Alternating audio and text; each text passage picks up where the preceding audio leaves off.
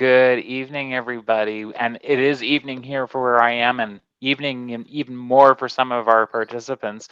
Um, Welcome to Icarus Book Convention Online. My name is JP Jackson, and we are talking about all or nothing, writing across the romance spectrum. I have with me Ada Marie Soto. Ada is a Mexican-American expat living in the South Pacific. That's a story I want to hear. A veteran of theater and film business, Ada is a sports fan with a fondness for baseball, rugby, and cricket. Thanks for joining us. Hey, how's it And we going? have it's going good. I have to tell you, I'm really pumped because this is my last session for the day. After this, I get to sit back and watch everybody else. So this is awesome. We have Erica Carmen here with us, a dance fan, choreographer, singer, lover of musical theater, and a sucker for romance. She loves the beach but hates the heat. And Again, I'm a another good story. Floridian. Erica writes series for young adults, writes about asexuality and the asexual experience. Thanks for being here. Absolutely. And finally, we have Ava Kelly, one of my colleagues, and I've grown to love Ava. Ava is an engineer with a deep passion for stories. Their goal is to bring more stories into the world, especially those of friendship and compassion, and dedicated to trope subversion. Ava also tinkers with artificial intelligence, and let me tell you, far smarter than I'll ever be.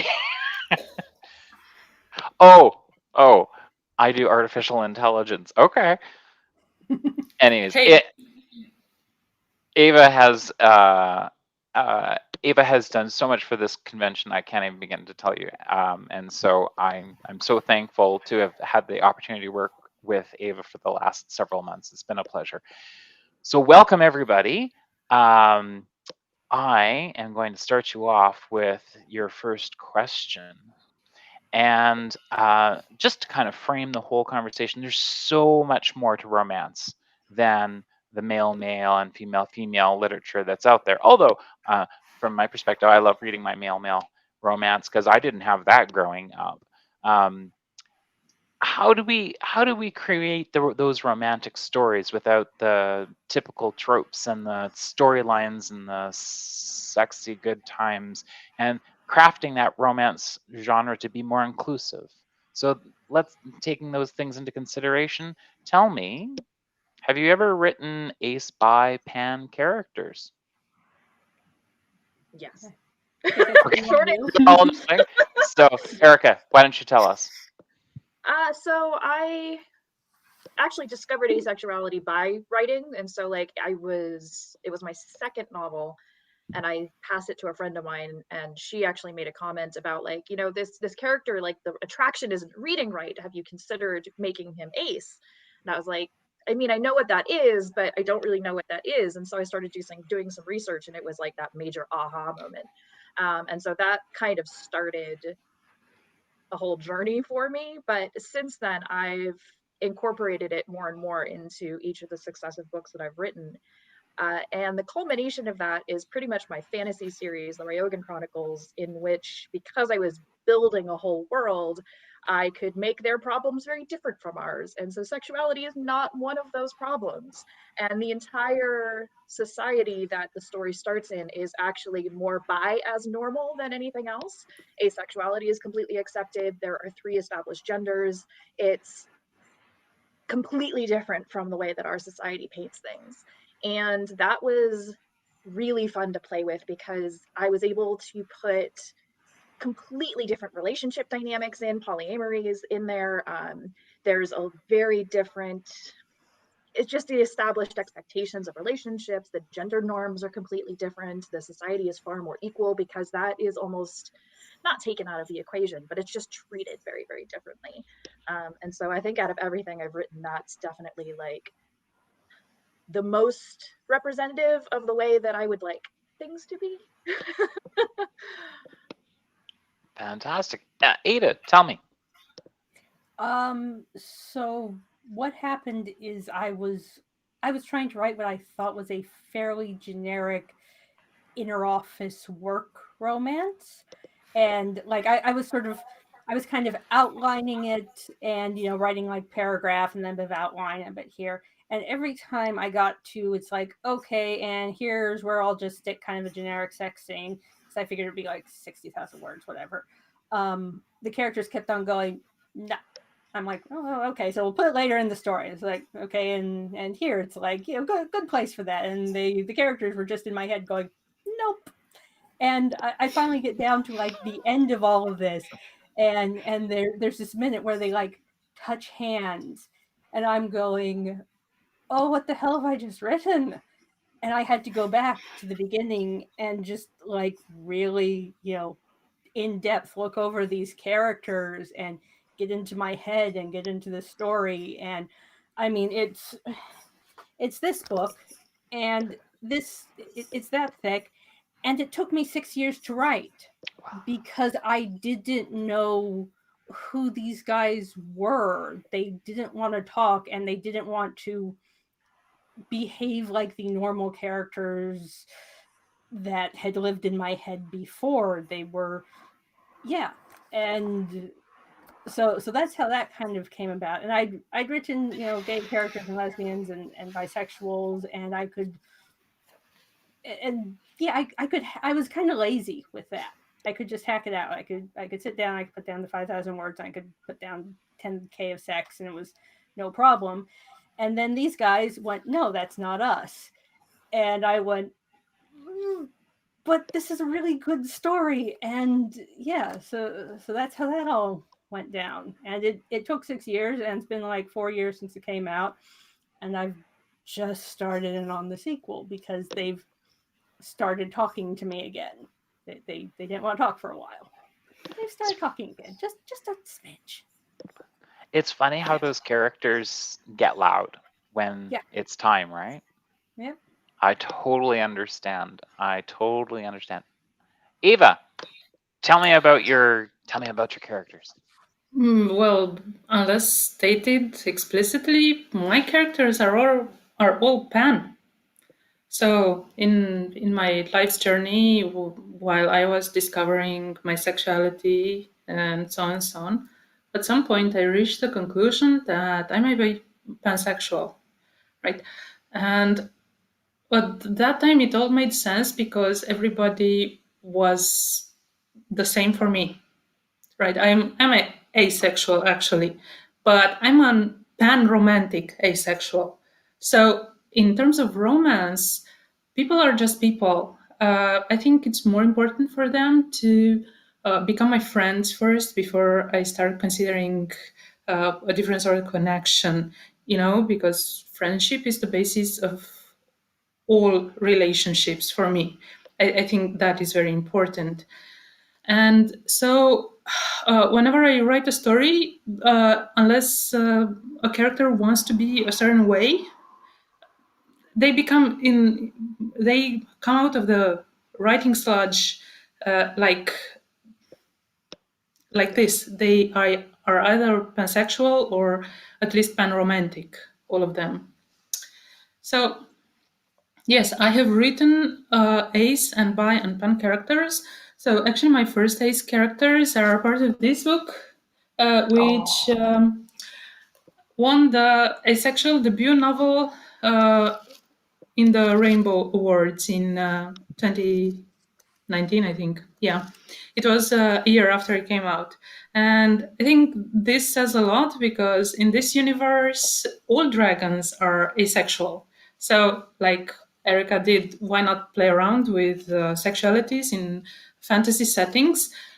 Because, hey, we can do that. And I'm right? It's kind of going to turn this. Sorry? It's kind of the best part. You get to build, literally build, like, this is the way I would love it to be. Yeah, so I'm writing a sequel for this, and I want to take it further. I want to have a trans society, and I want to have, like different sort of, let's call them societies. And it's also important to know that it's 3 a.m. for me right now. And if I start not making sense anymore, Please forgive me. It's okay. Don't worry about it. Awesome. I can imagine it's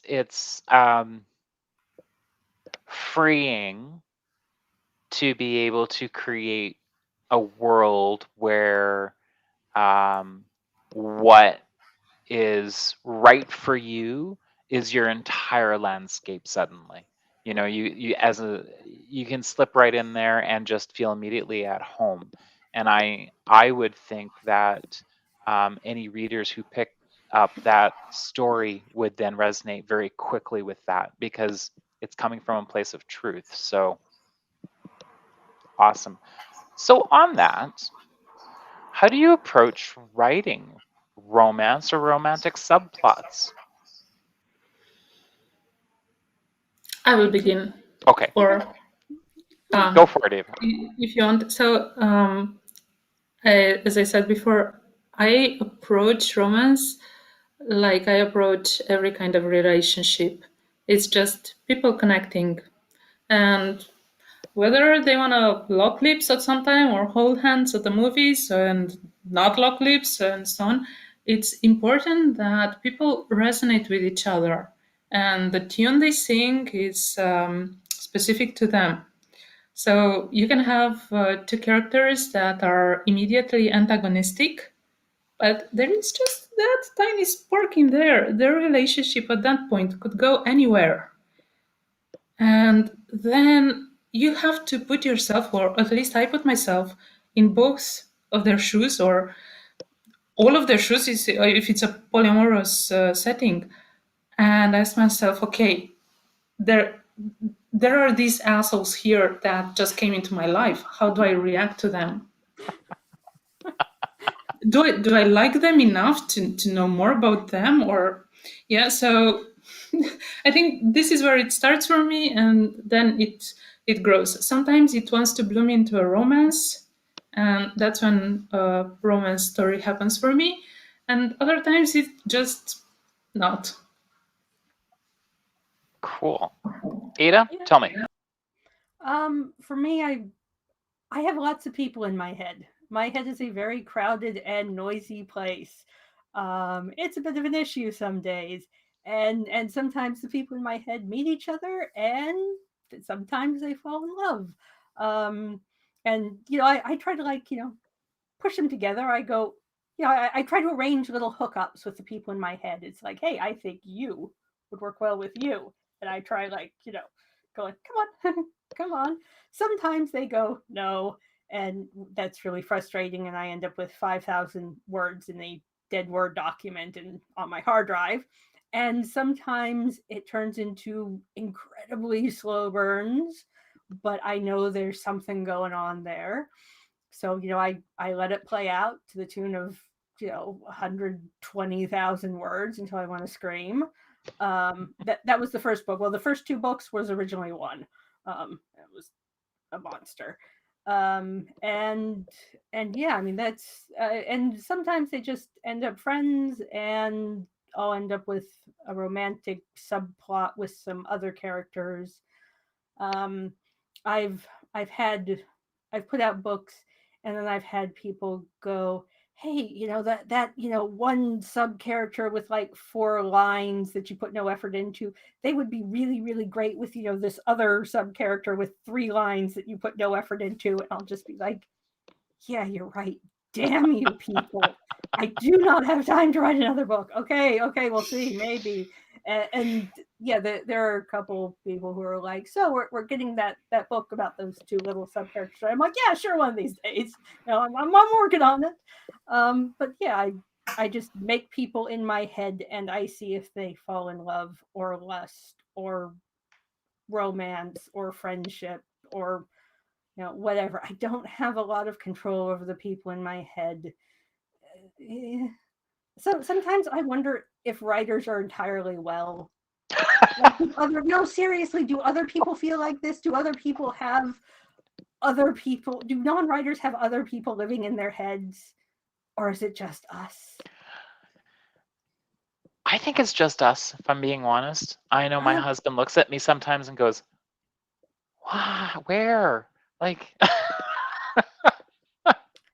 yeah, I sometimes I try to explain these things to my partner, and he's an engineer, and he's just like, oh, okay, hon. I'm like, oh, you're looking at me like I'm nuts. I'm not. I don't think. Erica, how about you? A little bit of both, but I tend to focus. So I'm like kind of in the middle between planner and pantser. So I tend to start with a scene or a moment and or just like a concept. And so I start writing and like, okay, like in this world, who would live there? And I start kind of writing people. And I have a psychology background. I studied that in undergrad. And I feel like even though my other major in college was writing, I feel like my psychology classes have helped me as a writer more than my writing classes did. um, because in college you study short stories and lit fic, and I'm like, but that's not what I write, so it didn't really contribute a lot, I feel like. But the psychology classes and like studying social norms and studying group dynamics and studying abnormal psychology and being able to like really understand the trauma paths that people can walk and how that can impact not only the person who experienced them, but like, you know, if this happens and then this happens and this happens, like most people are going to react like this. And so being able to look and build a character's backstory and just be like, okay, like if I want a character who's going to fight through a situation like this is going to have to be their background. This is where their psychology is going to come from. This is why they're going to react like that. And so I have a lot of fun building those sorts of stories. I don't know everything about a character. Usually, even when the book is finished, there's still stuff that I haven't established. Like I don't go to the point of like, this is their blood type and this is like, you know, I don't have that. That's too much. But I do know all of the major milestones in their life that got them to the point that they started the story. And I try to use that to kind of inform their decisions and make sure that it's at least psychologically sound. Like, okay, they meet this person and this person says this thing to them. Is that going to piss them off? Or are they going to be intrigued? And certain characters will react one way and others will react the other. And so it kind of goes from there. And then honestly, some of the romances have surprised me. There was a couple of them that I did not intend for those two characters to end up together, but then I got them on the page together and I'm like, oh wait, no, their baggage lines up perfectly. It's a matching set. They need to go that way. And so that's sometimes it's planned, but sometimes it's definitely like, oh yeah, no, I didn't see what I was doing there, but there it goes. Cool. Yeah, I have kind of to on. Oh, sorry. go ahead, Oh, Ada. just kind of on that. Years ago, I was trying to be an actor and a director, and I was really bad as an actor. But I spent years having to take method acting classes. And if you know anything about method acting, it's all about completely building the character in your head. And yeah, so I think I ended up doing a lot of, over the years, I've done a lot of method writing, if that's a thing. You know, No, it, absolutely. I think there's a yeah, lot of the psychology that feeds into that because you have to understand what yeah. got a character to that point to really inhabit them or whatever. And so it's yeah, I think it's very similar. Awesome. Okay, so on that note, other than all your own books, which, by the way, if you haven't already, you should go to the Discord server and pop all of your book links into the reading section so that people can find them and check them out. You're all on our Icarus bookstore page already, but tell me, what novels have you come across that had characters with great ace bi pan representation, books that everybody else should pick up and read? Oh goodness, so many. I'm glad to hear that. There's been a rise in recent years, and it's very heartening to see because previous to that, there were a couple of things that I read that made me want to burn the books in effigy. And yeah, I've seen some really bad ace rep in some older books, and I'm just like, no, this is unacceptable. And so seeing some of the newer things come out, I know Claire Kahn is adorable and hilarious. Her stuff is fantastic and a lot more lighthearted, I think, than some of the other stuff that's come out, where it's like dealing with the isolation of aceness and stuff. It's like, okay, well, I mean, you're not wrong, but I want, like we don't. The happy stories are always fun to do, and I think that Claire's work is contributing to that in a big way, and I'm happy to support her. Go read Claire. All right. Ava?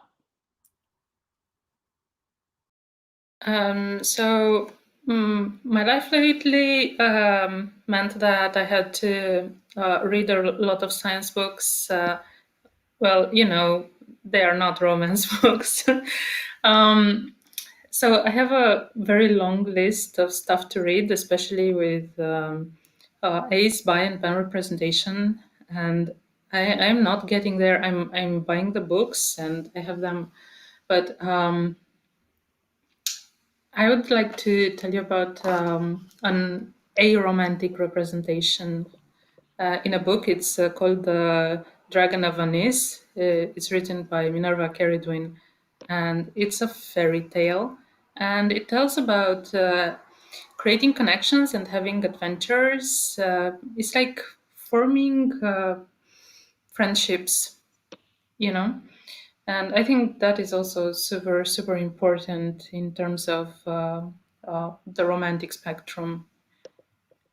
Yeah. The friends we love and hold dearly. Cool. All right, Edom, how about you? I have to confess right now I am way behind on my to read list. I am currently sort of on the point, if it isn't Thea Stilton or Captain Underpants, I probably have not read it.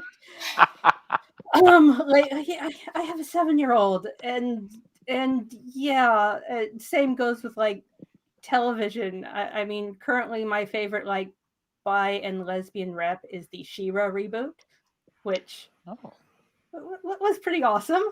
But yeah, I actually I've noticed just kind of around fanfic around AO3, because at the end of the night I don't have quite enough mental energy to get into something new. I go to the fanfic.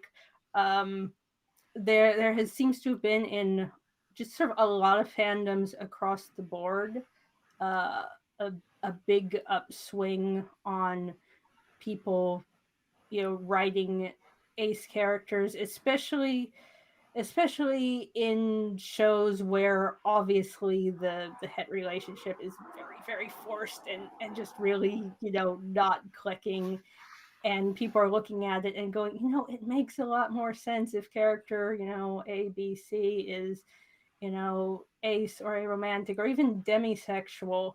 And yeah, I've just noticed within the fanfic spectrum, you look at the, most recently posted, I'm seeing a lot more of that. And a lot of it's pretty good, and it's obviously coming from people who are, wanting to see more of themselves, but are also just looking at what's being, put out into the general world and going, yeah, no, you're obviously forcing this, and this makes a lot more sense. cool. All right. So then let's go the opposite direction. And without, maybe naming names, have you seen examples of really bad ace, bi, pan representation, tropes, and what makes them bad examples? The bisexual homewrecker trope. Oh, It's a Yeah. bisexual woman who is sleeping with a married lady, and it's just like, oh, really? Really? It's like, we're really doing this again. again. Um, yeah, that's just, can we just be done with that forever, please? And yeah. And polyamory exists. Why not do it like that? That is actually one of my pet peeves when you have three characters and they form a sort of a V, but at the end, there must be a choice.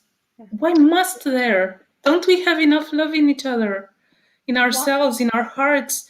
We love parents and we love friends and we love pets. Can we not love more than one person romantically? Why have a love triangle when you can have a three-way? Well, I mean, really. Yeah. I mean, In no, Ace, it's definitely the that aceness only comes from trauma. That just I hate that one so much, and that's the book I wanted to burn in effigy.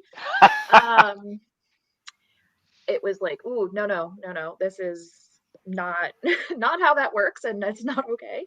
And I think that it takes away from the innateness of it, and it writes it off as like a PTSD symptom Mm. rather than something that has always been a part of somebody. And there may be trauma, like I've had trauma, but I was 5 and I was like completely confused by everybody else coming to school being like, this person's so cute, and I'm just like, yes, they're so cute, totally know what you're talking about.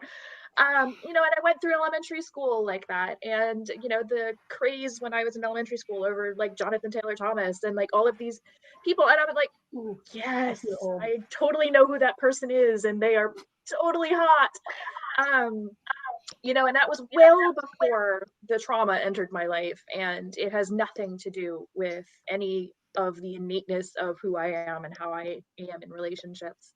And so that's definitely one of the huge representation issues that I've seen that is my like number one. I will come after you for that one. Ava?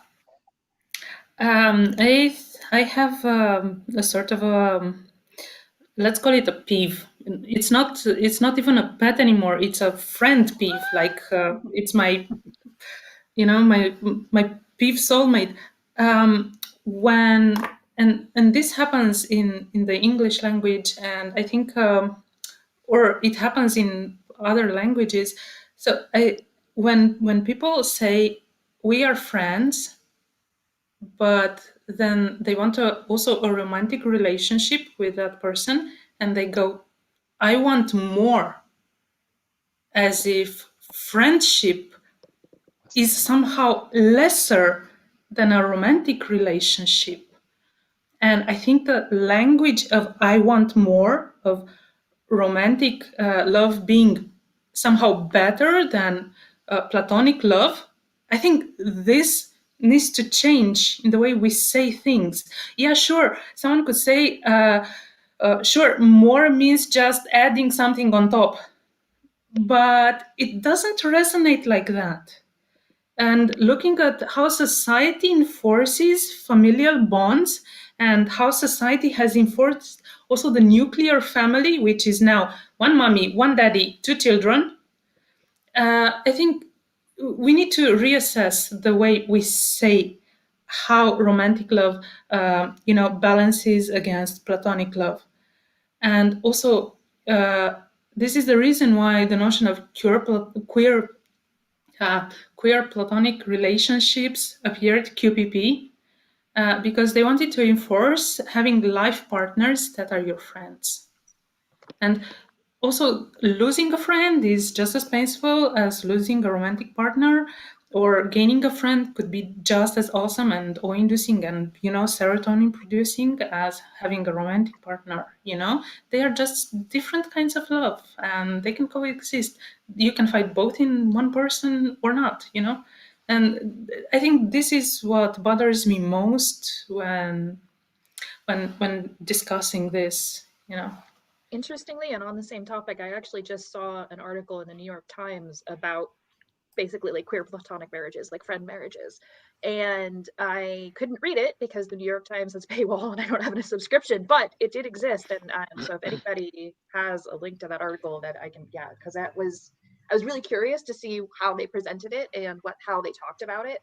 Cause I completely agree. Like my roommate and I, like, we're never going to get married. Everybody's convinced we're dating, but we're not. And, but we're probably going to just be besties forever. And we're probably just going to, and you're right. It's completely, you still have that person in your life, and you still have somebody that you can rely on and share things with and talk to and all of that. But it's not less than, but it's also not romantic. Like, it's completely different. I Yeah. had friends years ago, and they strained so hard with a group of gay guys to explain. Well, no, we're together, but we're all like, but you actively date other people. And he, my friend, took me aside and goes, so here's the deal. Um, we love each other, we support each other emotionally, but we don't do that together. Like, ew, no, that's not part of what this is about at all. And it actually took me a while to walk away from that and think about it and frame it in my head. So I'm like, oh, and in the end, you know what? I was like, if you know what, more power to you. Enjoy. And they're still together and they still support one another and we love them all and life is good. I was interested in what Ava said about the lack of language for it, especially in the English language and certainly in other languages. And I'm a horrible nerd. I was raised in the Church of Trek, and it never showed up in the show, but in the Vulcan language, there, yes, um, but uh, yeah, someone who was doing up the Vulcan language did make a word for friend, brother, lover, soulmate to sort of make so it would be like all of it is this is my person, um, no matter how they are, and I mean most people considered that to be the Kirk Spock relationship, and it was probably created as a way of getting around the the 60s. Uh, but the fact is that it was acknowledged that we are lacking words for certain things, and I mean in science fiction or in fantasy or whatever you get to make them up, and that's one of the great things about being a writer. But and and that's one of the problems with losing languages, because there are certainly other languages where they probably do have words for things like this, and they've been lost with colonization or whatever, and we've lost the emotion and the concept and the soul behind those words. I'm terrible with languages. I don't speak a word of Spanish. I speak like 5 words of Terreo. um but I'm all for like saving every possible language because I'm a writer, and at some point I'm going to need a particular word that does not exist in English, and I want that word to be available. I want to be able to find that word. It's interesting you should say that. My husband and I were looking at being snowbirds, and I know I'm getting close to that part in my life. Um, and we have very, very fortunate to have a place in Mexico to call our winter home. And so we're both learning, um, desperately trying to learn Spanish.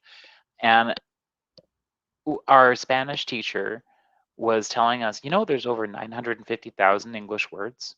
There's only 350,000 Spanish words. And I'm like, first of all, I'm pretty sure I don't know 950,000 words. No. But it's interesting to hear through this conversation that despite English being so massive, we still really haven't captured everything. We've got Yeah. some ways to go. But that's why in linguistics we have language drift. New ways of learning, new ways of speaking, new ways of communicating. That's awesome. I'm just Um, like I'm terrible with languages. I just, yeah.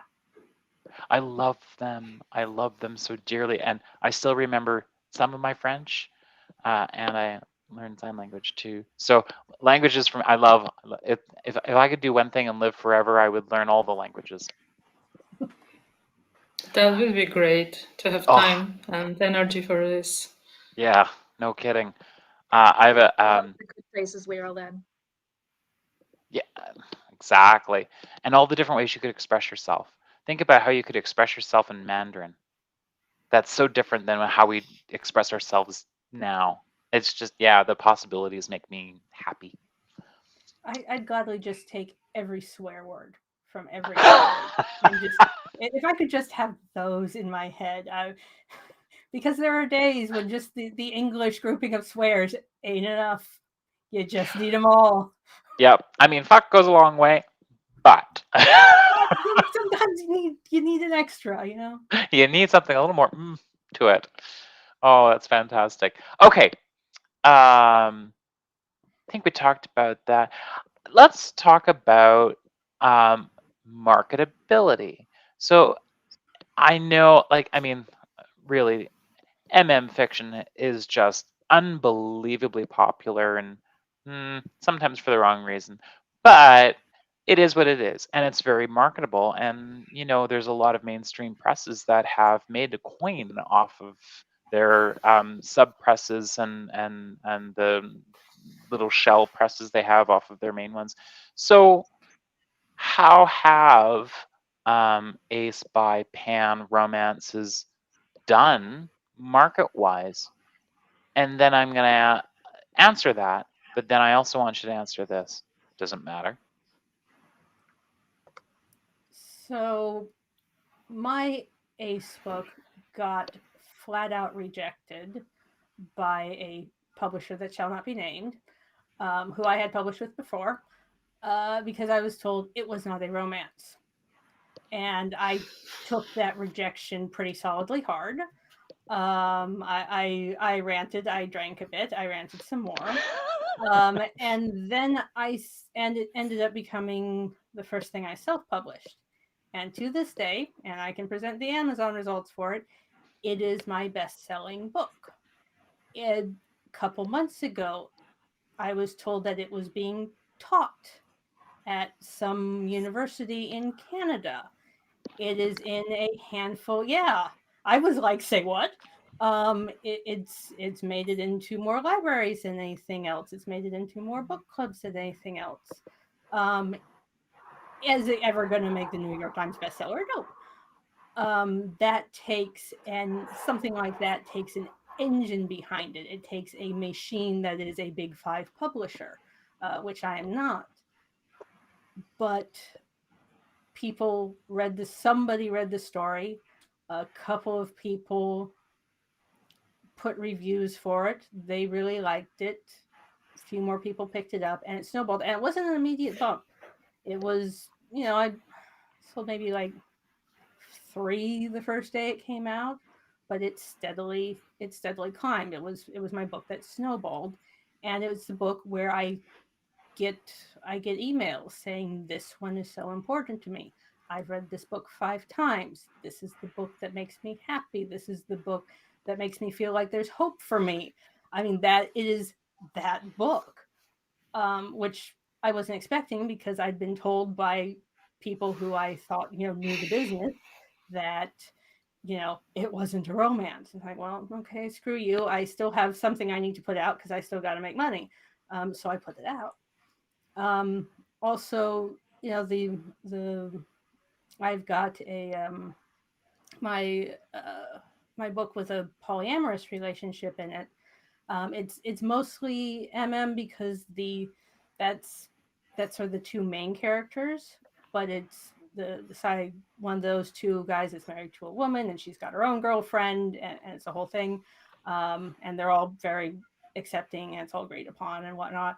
And that is my second bestseller. Um, and I don't get as much feedback on that because it's very erotic, and people don't write you back when it's erotic, but they buy it. But they buy. I know you're buying it. I see that you're Yeah, buying they it. don't give me the feedback, but they buy it. And that is my second bestseller. But that was one that I pitched around to agents, and at a time when, erotic was supposedly big, and the agents were going, oh no, we think the bot market's going to drop out on this, and I don't think I can sell it, and the publishers won't take this, and yeah, I got told no and no and no on that one, and so I published that one, and second bestseller. So yeah, there are people out there who read it and who want it, and it's not necessarily huge. I mean, it's never going to be Harlequin, because Harlequin is a beast with literally a century behind it. They sell in Walmart, which is a beast with a century behind it. You can't straight up compete with that, but the people who want those books will come looking for those books. And I think that's what it really is. People who want lesbian romances will come looking for your lesbian romance. People who want your bisexual romance will come looking for it. They won't, in this day and age where you can just go online and find a book, they're not going to be content with just being told by Harlequin, oh, we don't have that. You would think that Harlequin would get on board. Harlequin. Actually, I just got a whole lecture on this by a Harlequin writer, like literally this last weekend. And Harlequin makes a huge percentage of their income being bought by Walmart. Harlequin is basically at the mercy of Walmart, conservative Christian middle America. That's what I was going to say. Publishing, despite how liberal publishing can seem in a lot of ways, publishing is run by Christian ideals, and Christian morals. And that can hurt on both ends. So both of Ada's examples, there are numerous stories and beliefs where it's if a marriage is not consummated by sex, it's not real. And so asexuality gets punted. If you don't have a sexual relationship in the book, it's not a romance. Like she said, it's not considered part of that genre. It gets punted out the door. And then on the other hand, if you don't have an established monogamous relationship with two people, then that's also not okay. And that gets punted out the door.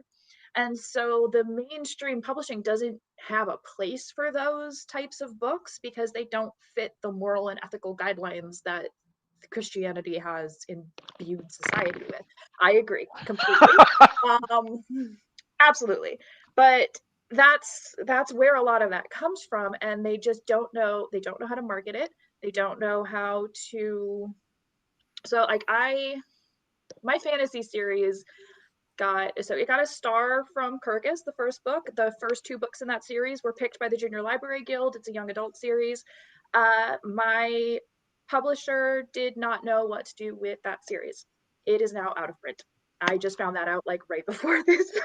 Yeah, it was just placed out of print. So if you want a copy, go buy it now because they're going to be out of the warehouse in a week. And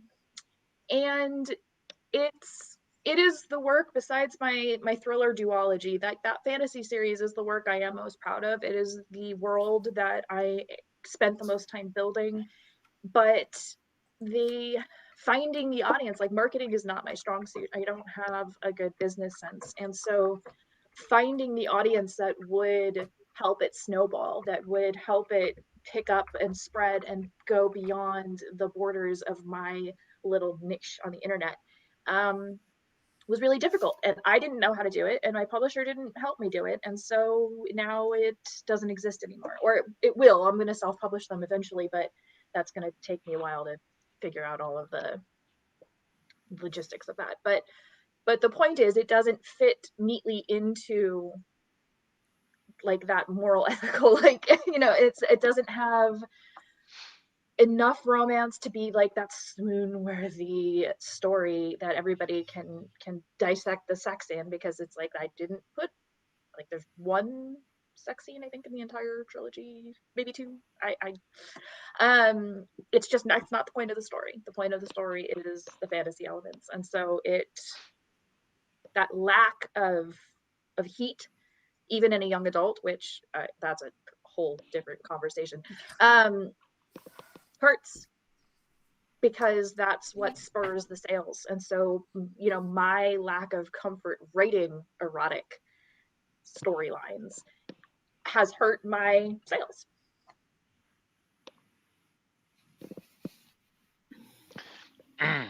So, well, I mean, I get it. Like so 3 novels for myself, and my main characters, I mean, for the most part, are gay men. I thought for sure that stuff would fly off the shelves, but I like things dark, right? It's a little creepy, it's a little on the weird side, and sometimes it's a little gory. Um, and yet, marketing is just, it's the bane of my existence. I cannot figure out where that sweet spot is, or what to do, or when to advertise, or who to advertise to, or who to put up an image for, but somebody else wants a musical score. I don't get it anymore. I've kind of thrown my hands in the air and left it to Yeah, the and then powers like that be. how much so if you added up everything I've ever made from publishing and everything I've ever spent on publishing, I would be upside down by a lot. Yeah, I keep So a spreadsheet. you can, I don't want it. I don't. Don't It's too make me add it depressing. up. But yeah, so it's all, you have to draw the line eventually. Like I can only pour so much money into something that, is going to inhibit my ability to eat, Yeah. Eva, how about you? I have made people mad with my choices. So I have one series that is centered around the romance, or at least it started as a romance. It's a series of ebooks published with Nine Star Press. It's called Snow Globes. And these events happen at Christmas time. Well, let's say Yuletide or winter celebration, whatever. And it's a sort of found family in which people are not perfect, and their romances as they develop are not perfect. And I've made bold choices, like someone deciding after 5 days that this is the person I want to spend the rest of my life with. And I made people mad about that. It can happen. It can happen. It's not impossible, right? And also, I have made choices. For instance, someone deciding they're not ready for children and not having children. So you're in an established relationship, and that relationship gets put under a strain by a child, and most people expect that the child will be accepted even as the parents are not ready for the child. And because that is what this Christianity mentality, Western mentality tells us, you need to be an adult. So for if you want to be an adult, you must suffer for a child. But the thing is, if you're not ready to raise a child, it is better to not do it, because it's in that child's best interest. So I made a choice that I found other parents for that child that needed parents, and people got really mad about it. So what can I tell you about my romance sales? Not much. I think it's the one thing that we all wish. I don't regret it. Sorry if I've spoken too loud at some point. No, I think it's one thing that we all struggle with in terms of um, and it's not even so much about the money, I mean, sure, it would be kind of nice because, you spend a lot of time and effort and energy in building these worlds where, we're writing the books that we want to read, right? We're trying to reflect the worlds that we would like to see, and we want to invite other people to them. And we know there's the readers out there. We know that the people exist who want these stories. And it's just, there's some kind of magical formula we just have not hit yet. And I rack my brains at night trying to figure that out. So I'm glad to hear I'm not the only one struggling. Far I from it. think a lot of it's generational. I think in the next 10 years, there's going to be much more of a push.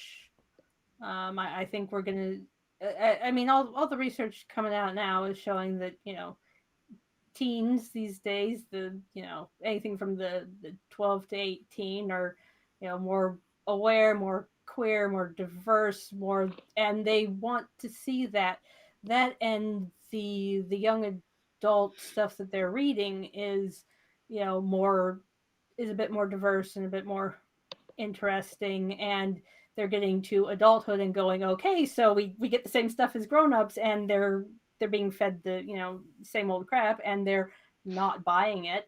And I think Big Five is going to have a bit of a shock in the next 5 to 10 years, when all these young readers suddenly say, no, we don't want the same old stuff, we're going to go find stuff that represents who we are, and if we don't find it, we're going to make it.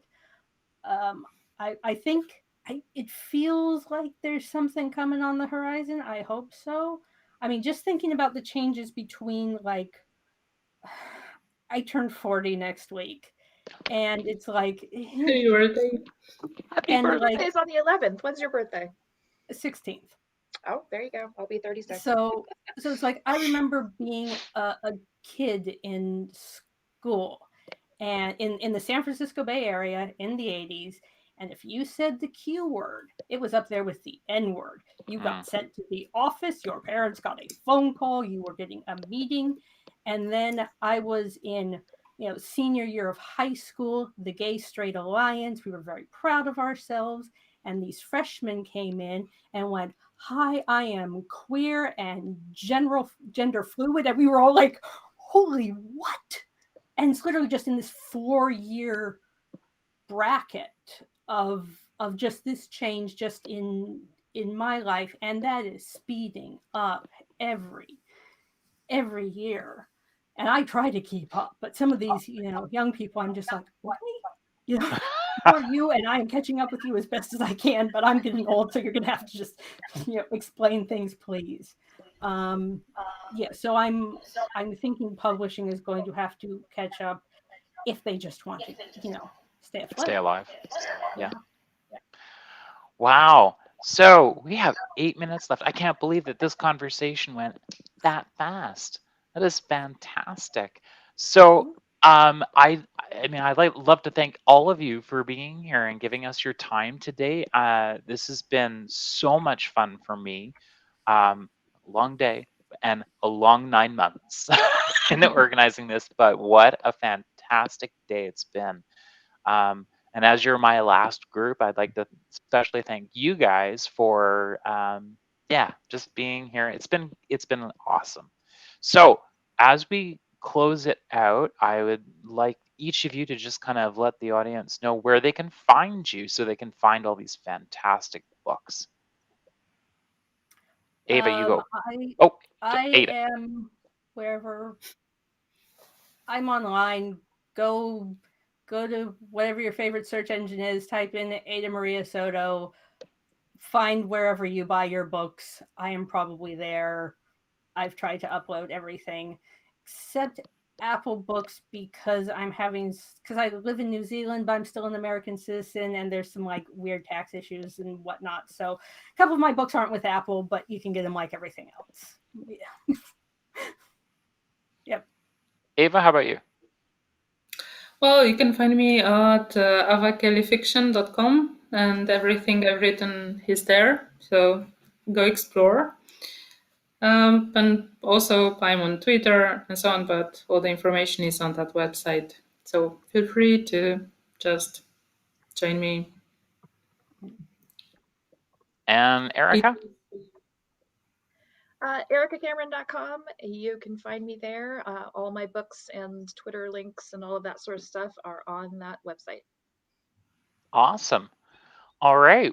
You guys are easy. Usually I've got people that are like, oh, well, I'm here and I'm here. I'm all those places, but go to the website. You'll find everything else Go to the there. website. Yeah. I got adamaritasoto.com, but I have not updated it in a while, and it's kind of a mess, and I need to just rebuild it. So Google. Just go. Yeah. The Google monster. All right. Well, I'm going to give you back 5 minutes of your time. Go to the Discord server and make some new friends. And once again, thank you so much. Thank you. Thank you Get some too. sleep. Bye, everybody. Rock out. Okay, bye. Bye.